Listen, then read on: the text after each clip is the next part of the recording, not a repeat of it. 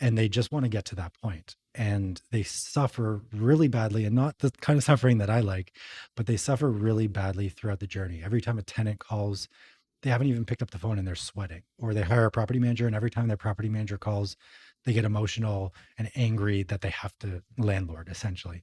And I think when they're on that journey, they forget about enjoying the journey. And like, what is the purpose of life if not to live every day and try and enjoy it?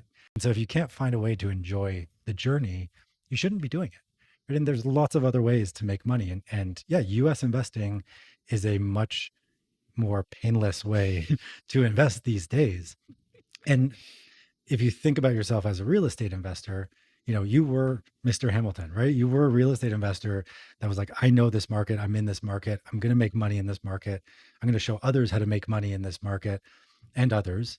And as a real estate investor in person, you tapped out, like you said, right? You went, this is enough. This is the level of suffering that I'm willing to take. And you pivoted into something that was comfortable for you. And I'm sure there's still some suffering involved, and there's still work to be put in. But you're on a journey where you can enjoy that journey.